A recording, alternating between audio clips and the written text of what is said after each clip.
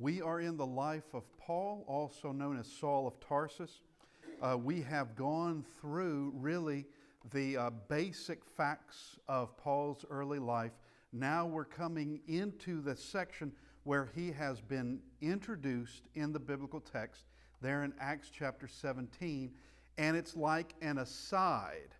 He is mentioned as being at the death of Stephen, and we have these words in Acts chapter 7 verse 58, and we mentioned it last week, and they cast him out of the city, that's Stephen, and stoned him, and the witnesses laid down their clothes at the feet of a young man named Saul. And as we made mention, Saul is the only one, other than Stephen, Saul is the only one mentioned here by name. So we can know from the text that Saul must play some kind of role here.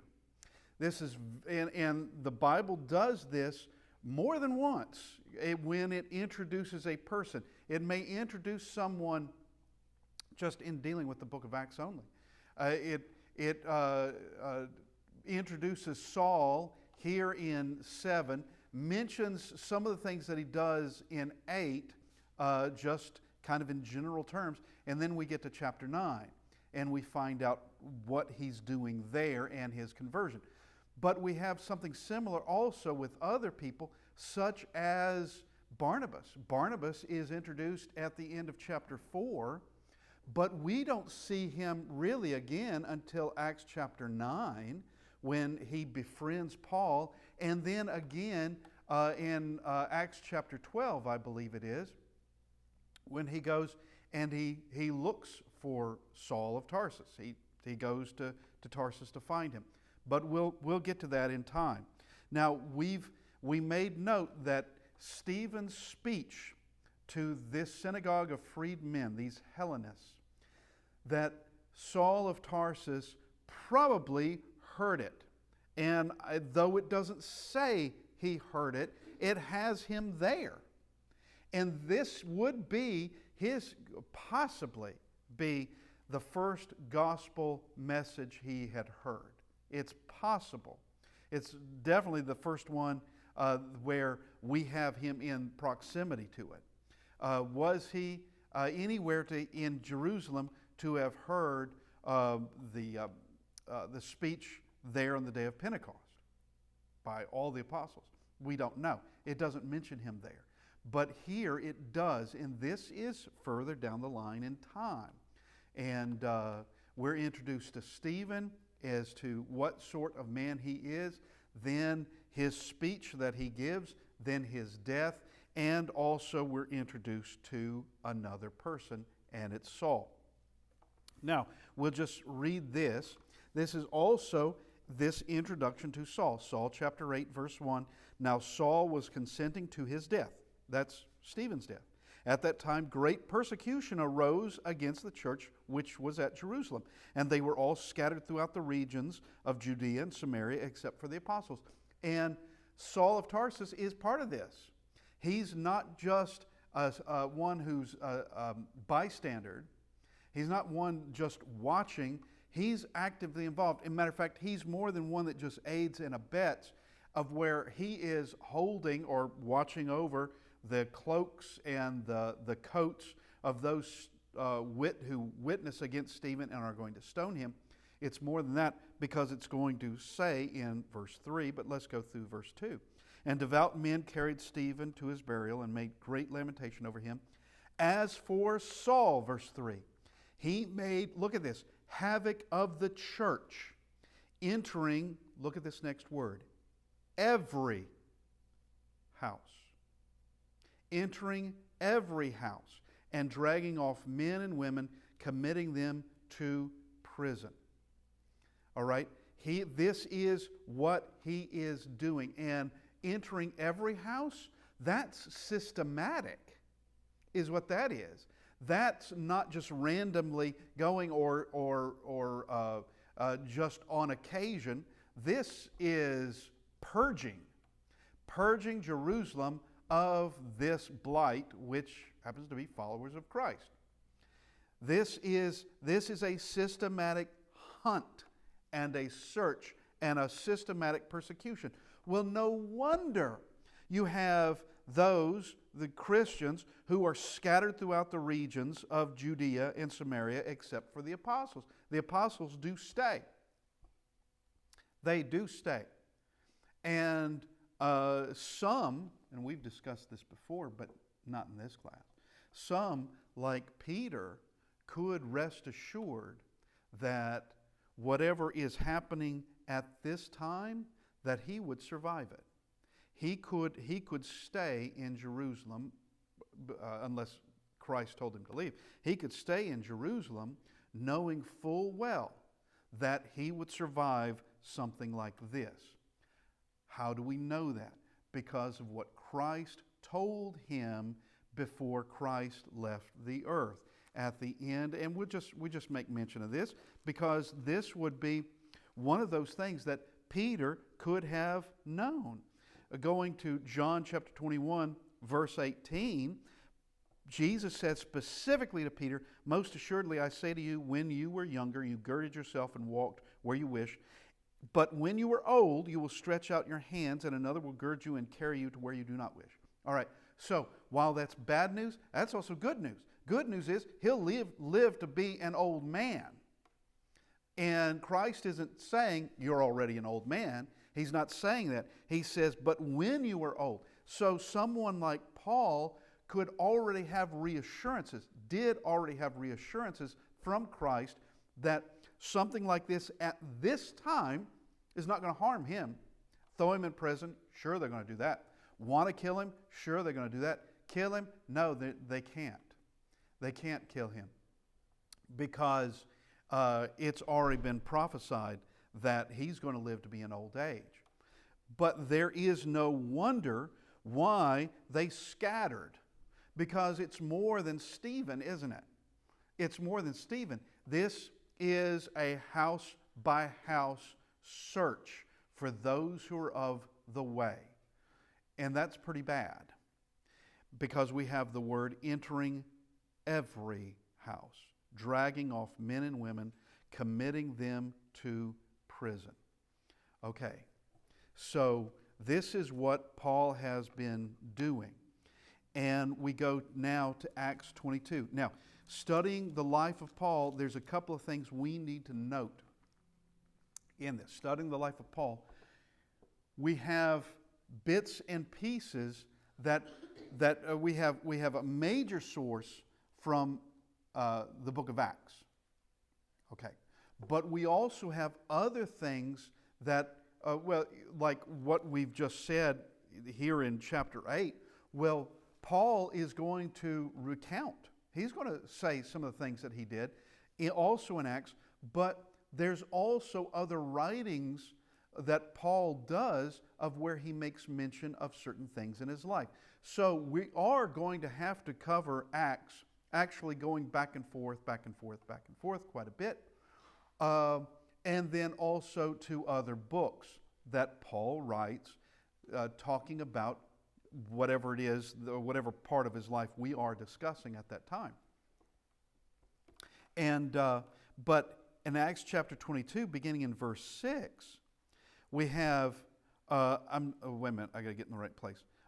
Verse 4. Paul says this about himself. Acts 22, verse 4, "I persecuted this way to the death, binding and delivering into prison both men and women, and also the high priest bears me witness, and all the council of the elders, for whom I also received letters to the brethren, and went to Damascus to bring in chains even those who were there to Jerusalem to be punished." So it's not enough that he's going to do this, be part of this systematic search in Jerusalem. This is now going to other cities. And the idea is you're not safe. We have men like like Saul of Tarsus. We have men like him. He's going to go to other places. You think you can scatter and you're going to be safe? You're not. You're not going to be safe. This is going beyond Jerusalem. So you've gone into Judea and Samaria. You've gone into all these other regions. Okay, we're going to find you. We're going to find you. And Saul of Tarsus is part of that. He's part of that. Now, if we go to chapter 26, and beginning in verse 9, now chapter 22, he's speaking to a mob. In chapter 26, he's speaking to Agrippa and Bernice. But in Acts chapter 26, beginning in verse 9, indeed, I myself thought I must do many things contrary to the name of Jesus of Nazareth.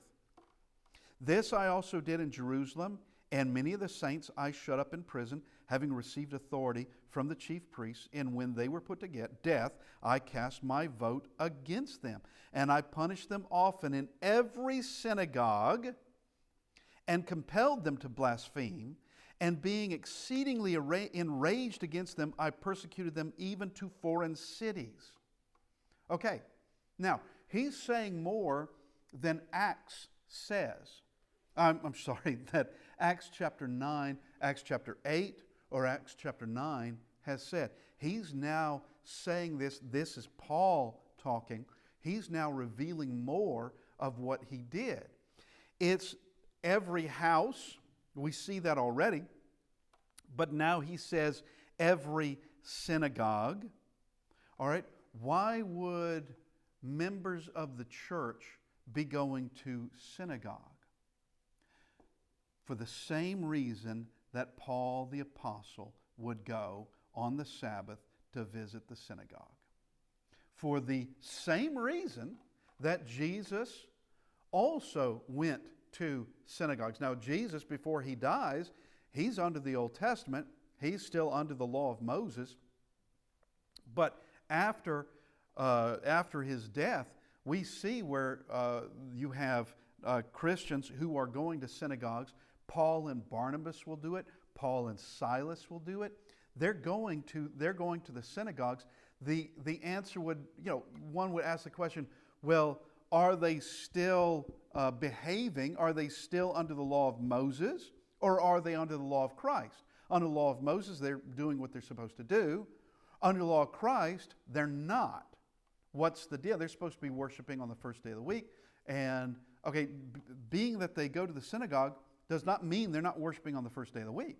What it does mean is exactly like Paul was doing. They're going to the synagogue to teach and to convert, to prove that Jesus of Nazareth is the Messiah that Moses spoke about, that the prophets spoke about, David spoke about him, Isaiah spoke about him, Joel spoke about him. You have all these there, those prophets.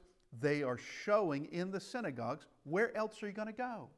Yeah, you can go to houses. You can go to the marketplaces. Those are good. But synagogue is also good. Now, he says he's going to every synagogue and compelled them to blaspheme. What does that mean? That means, and this is pretty vicious, and he is willing to confess this. He's willing to admit that his background is pretty rotten. Compelling them to the blaspheme means you deny Jesus of Nazareth right here, and I let you go. You don't go to prison. You don't go to court. You don't die. That's convenient, and that's pretty merciful in my way of thinking. All you have to do is speak against Jesus of Nazareth. He was a madman. He was, pick and choose. He's a madman. He's a liar. He's a blasphemer. He's a demon. Pick and choose. It doesn't matter. Just deny him and speak out against him, and I'll let you free. Because that's precisely what compelling them to blaspheme means.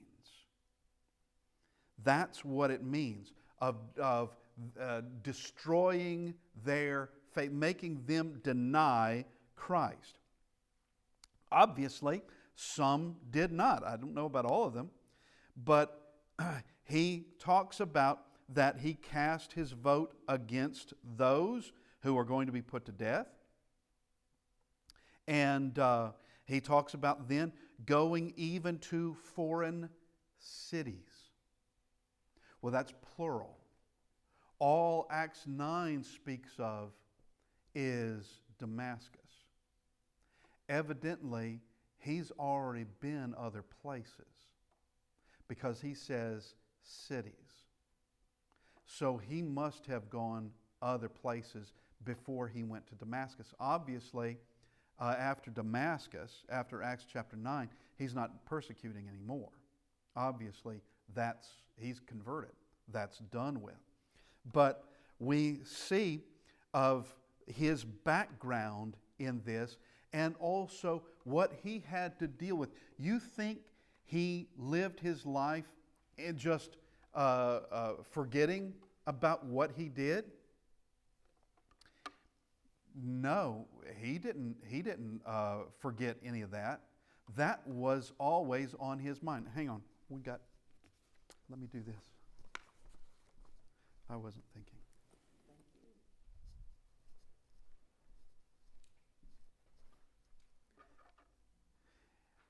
This is something that plagued him for the rest of his life.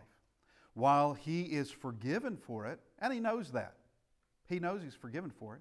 But that doesn't mean there's no regret. That regret still wasn't there, that this is what he did, because it is what he did. And he describes himself as being exceedingly enraged against them. That's his testimony against himself. Exceedingly enraged.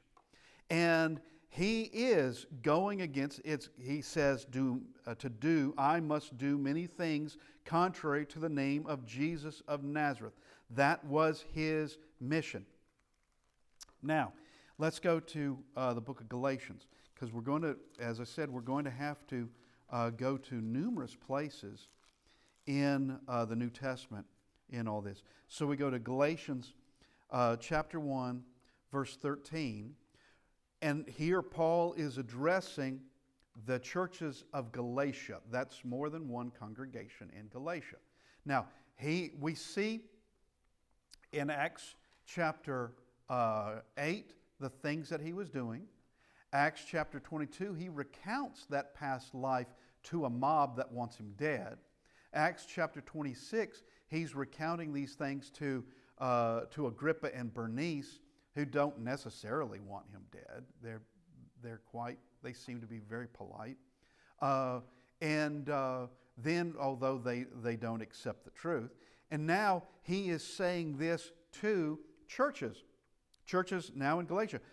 So Galatians chapter 1, verse 13, for you have heard of my former conduct in Judaism, how I persecuted the church of God beyond measure and tried to destroy it. So there's a reason why we're talking about a purge. We're talking about systematic destruction. That's what he was part of doing. That was a machinery he was part of.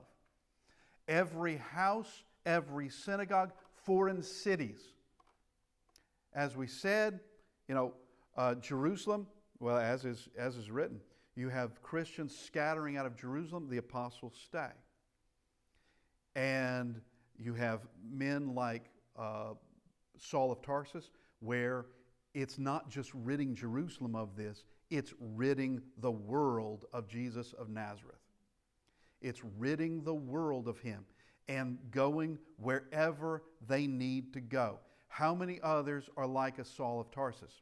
I don't know. I don't know how many there were. I rather doubt he was doing this. Well, he was the only one doing this. I really doubt that. I think that there probably were others doing this as well. But he remembers the severity of that. He remembers the hatred that he had. He remembers that he was trying to destroy the church. That's what he was doing. Now, let's go to Acts chapter 9. Acts chapter 9. This is the turning point in Saul of Tarsus's life. This is the turning point for him.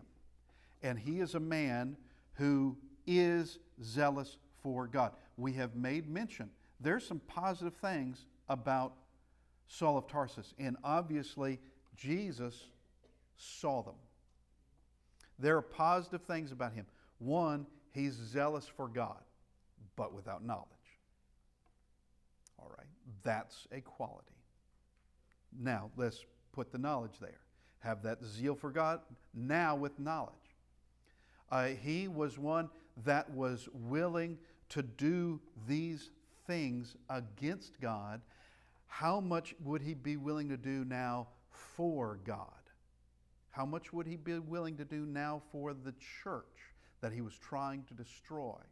And I cannot necessarily prove this, but I wonder, because of what he did in persecuting the church, in all the things that, really the lives he destroyed or was part of destroying, that wasn't a motivation to spur him forward, to spur him on.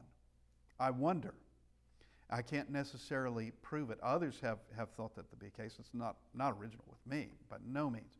But wondering if all of that wasn't something that made him go further, be more insistent, be more determined.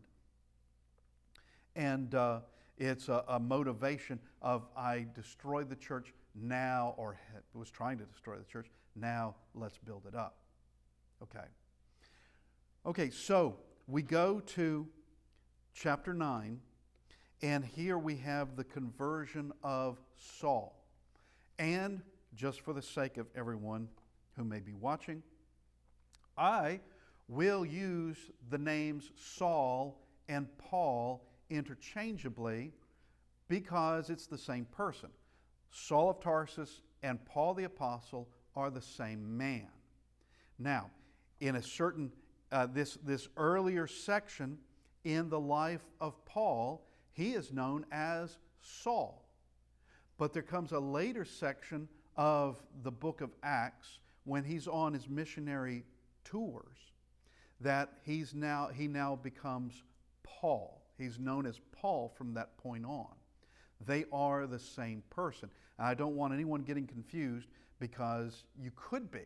One could think, if I'm talking about Saul, they may think I'm talking about King Saul, who was David's father-in-law. I'm not. This is well over 1,000 years past that. Okay, different man. No doubt Saul of Tarsus has his name as being passed down through his tribe of Benjamin as being a name of as of a pride, perhaps, as a definite recognition of a great man in the past, that the tribe of Benjamin did have the throne under Saul of Kish, son of Kish. But now we're talking about Saul of Tarsus. Why are we calling him Saul of Tarsus? Because that's where he was born. And his formative years, first years, would have been there in Tarsus. He would have been educated. He was educated, and we've shown that from Scripture, in Jerusalem under Gamaliel. The best teacher, one of the tops, if not the top teacher. Now, we go to Acts chapter 9, verse 1. Then Saul, still breathing threats and murder against the disciples of the Lord, went to the high priest. Now notice what it says. Still. He's still doing this. What does that imply? That implies he has seen some things, he has done some things, and he's still doing it. And of course, we know that is the case from chapter 7:58, chapter 8, verses 1 and 3. Now, where we see that he's still breathing threats. He hasn't stopped yet. He hasn't stopped yet. He's still this way. He has not changed at all since the last time we saw him in Acts chapter 8, at the beginning of Acts chapter 8. So it's threats and murder. Now, those threats go hand in hand with what he says to compel them to blaspheme. There would be your threats of it's prison for you, possible death for you. Nothing good is going to happen to you unless you deny Jesus of Nazareth. That is the threat. That is a threat. All right? And here in Acts chapter 9, that's what he's been doing. And these aren't empty threats, by the way. Evil, but they're not empty. He will do it. And the Sanhedrin court will do it. He's not taking any kind of compassion on these people other than threatening them. This threatening them would, and compelling them to blaspheme, would mean he spares them. Okay, you're good to go. He spares them. Now, verse 2. And here we have that he is using personal initiative in this. And that's another thing about Paul. Another good quality about him. You know, someone who's dedicated, well, there's a good side of that and there's a bad side of that. Bad side, they can be dedicated to evil, or they can be dedicated to good. All right, same thing with personal initiative. Personal initiative can be good or it can be bad. Personal initiative, bad, is someone who has selfish ambitions.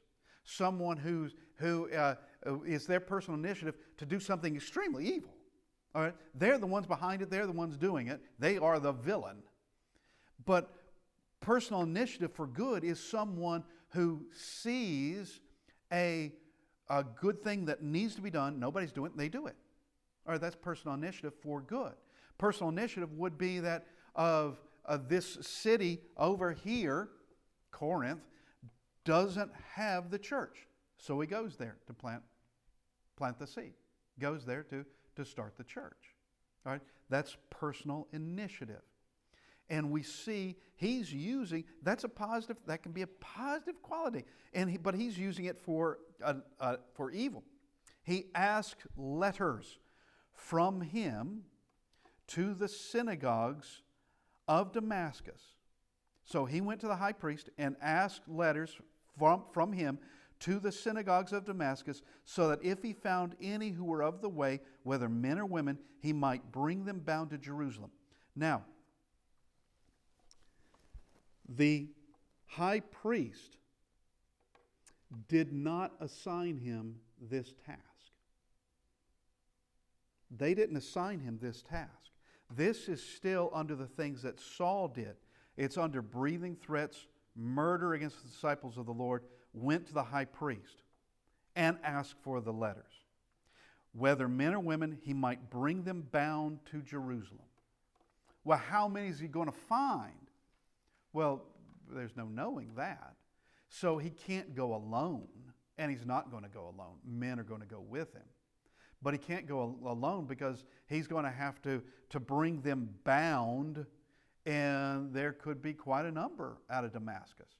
And one would have to ask the question, why do you care? They are out of your sight, out of mind, not with him, and not with these others, not with the high priest, not with these others, because it's not a matter of freeing Jerusalem of Christianity, followers of Christ. It's not a matter of freeing Judea of followers of Christ. It's not a matter of ridding Palestine of followers of Christ, because Damascus is not in any of those. It's beyond that. That's in Syria. He's going to a foreign city, which he said, that's what he did. But he says cities, foreign cities. He goes to Damascus. He wants to go to Damascus to do this. And this is his plan. Here is this it's his baby. Okay, this is what he's decided to do. And as we'll see later on in his life, he uses that personal initiative, I already mentioned it, to go to places and plant the church. It's his personal initiative. it followed nobody else's plan. Nobody said, Paul, we want you to go to here. Now, God would guide him to various places. That's true. But it's personal initiative of where he's going because that's what he's doing. Verse 3, now we come to this. As he journeyed, he came near Damascus, so he's getting close. And suddenly a light shone around him from heaven. Okay. All is going typically. They are getting close to Damascus when suddenly there is a light that shines. Now, we are going to have to, after we do this portion of chapter 9, we're going to have to go to chapter 22 and chapter 26 because he's going to relay this as well. He's going to talk about this as well, and he's going to add some details that we don't get from Acts chapter 9. He's also going to leave out some details that we do get from Acts chapter 9. But he's going to add in some things that Luke does not write in the book of Acts. Do they contradict? No. Do they add? Yeah, they add. Add to an understanding of what he was told, of what the concerning himself, okay, and it would be personal testimony. So he's getting near Damascus. There's a light that shines around him from heaven. Okay. Now, what else could this be? What else could this be? You know, once I was actually I used to work in Detroit years ago, and once I got spotlighted by a helicopter at night, and I knew it was a helicopter. I mean, that was the explanation. It was a helicopter. It was me and a friend, we were talking, and we were just standing around the car, and we got a search helicopter going around looking for crime, and puts it on us for a few seconds, then moves on, and we wave. But this was there is no other explanation here. He is on his way to Damascus, and a light shines from heaven. What do you think that is, Saul of Tarsus? Well, he knows. He knows what that means. And he fell to the ground and heard a voice saying to him. All right, now, he hears this voice. This is going to add to it. He fell to the ground because there's this tremendous light. And here's the voice. Saul, Saul, why are you persecuting me? Okay, that's bad news there. That is bad news.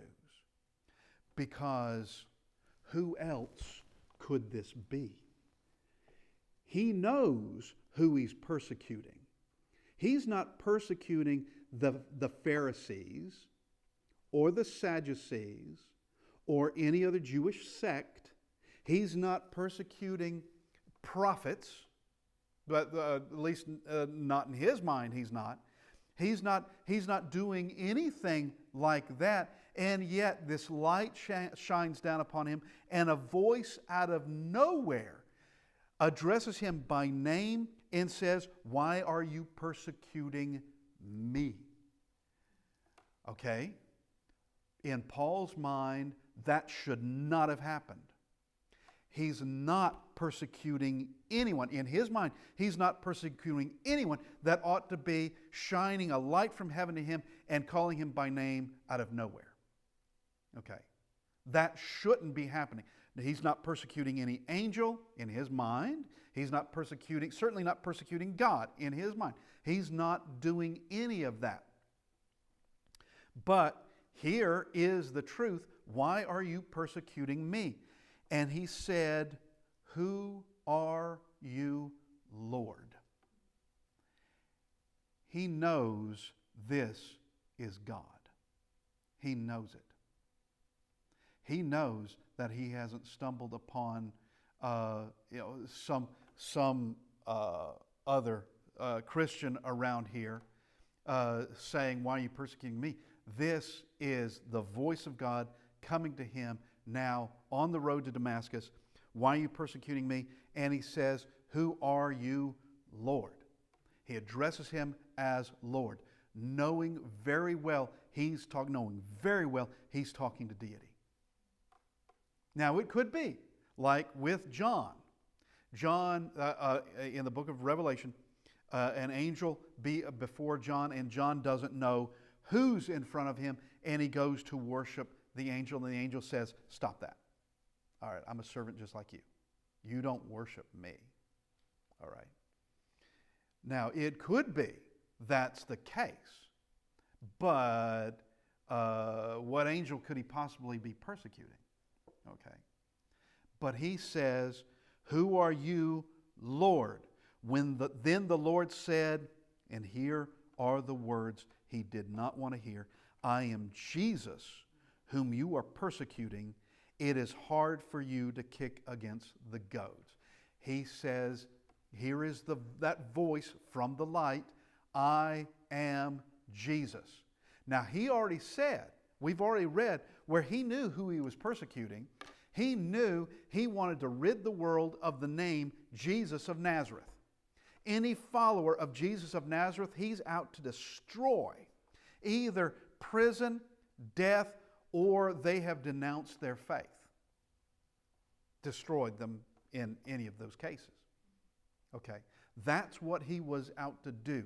And now he sees, or rather he hears, and this is a miraculous happening, that I am Jesus whom you are persecuting.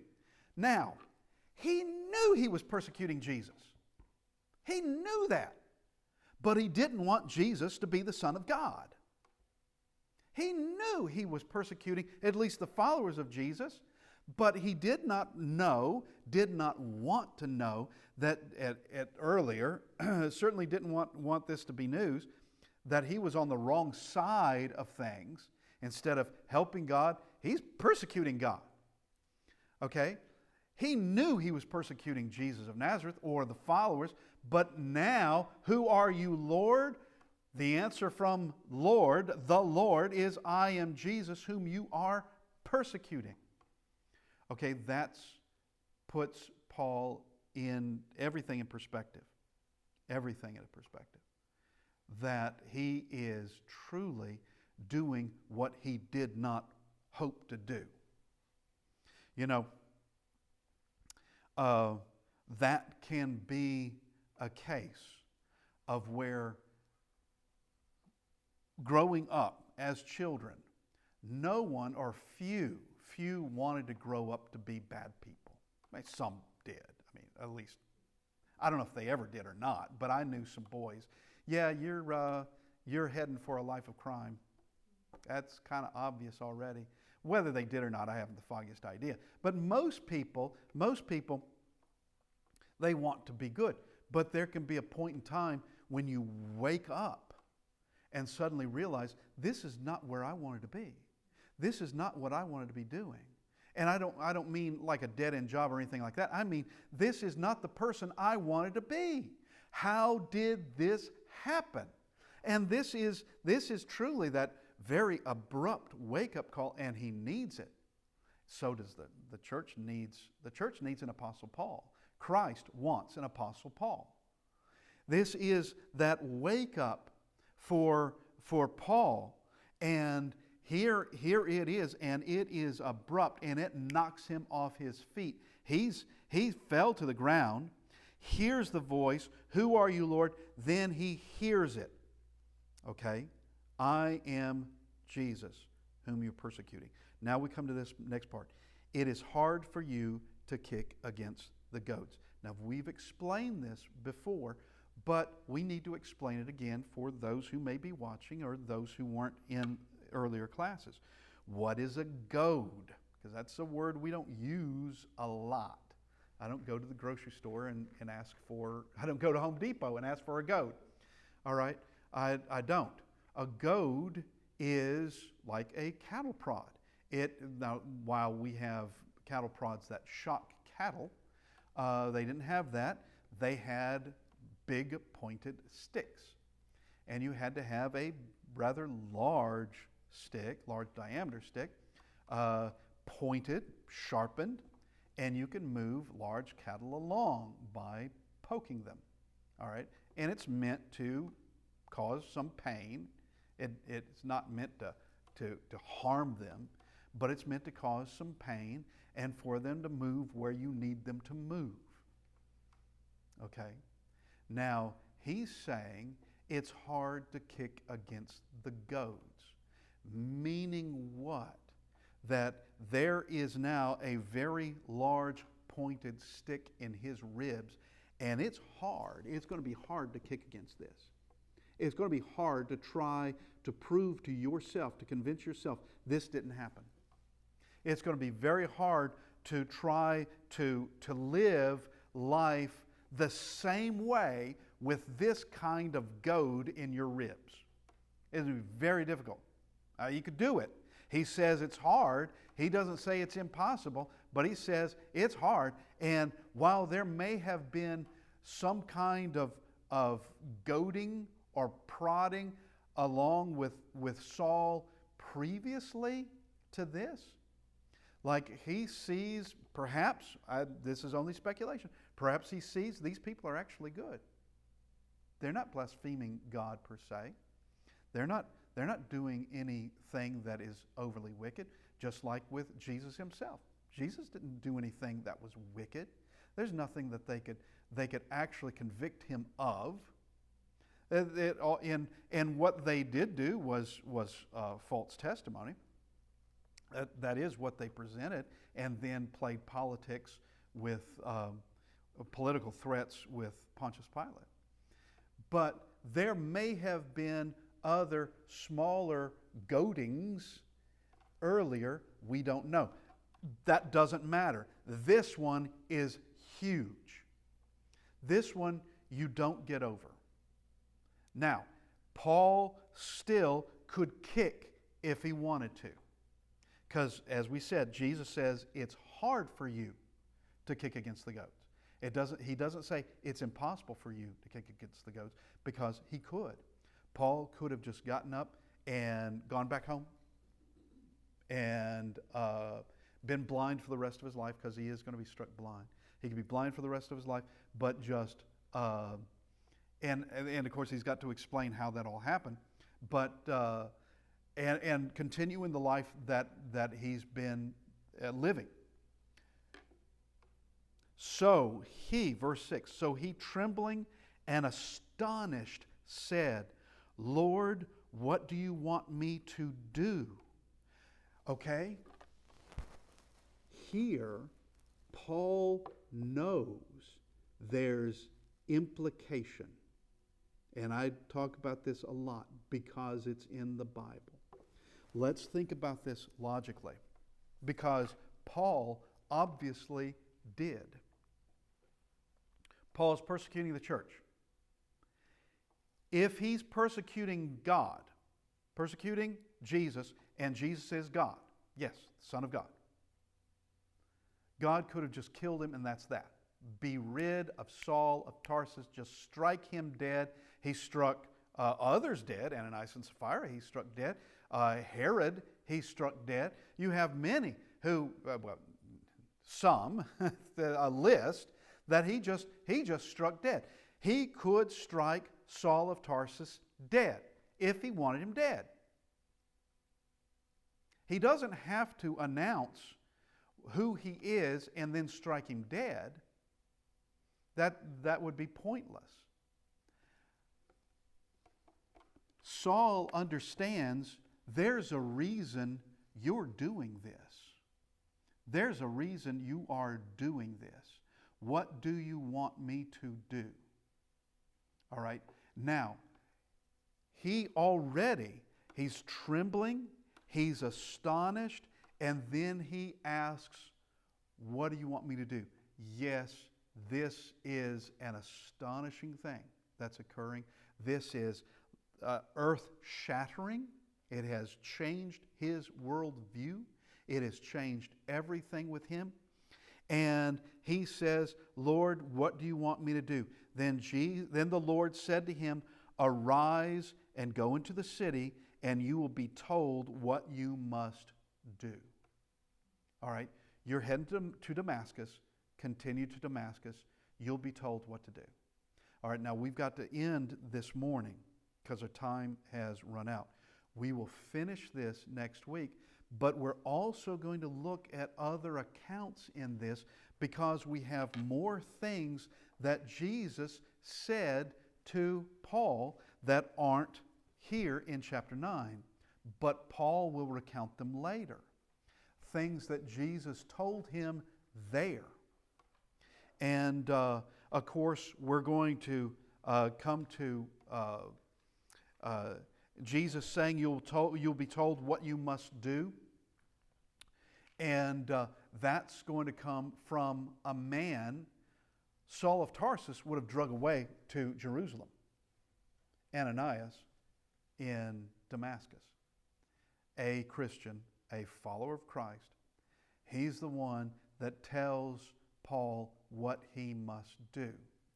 And there he's told salvation, how he is to be saved. He's told there. And he's not saved on the road because he's told what he has to do by Ananias. Ananias telling him how that he must be baptized and wash away his sins. That's what Ananias tells him to do. And that's what Paul said Ananias told him to do. And that's precisely what Paul did. But we'll continue this, and thank you for being with us today. And it is a good study. And we hope to continue next week.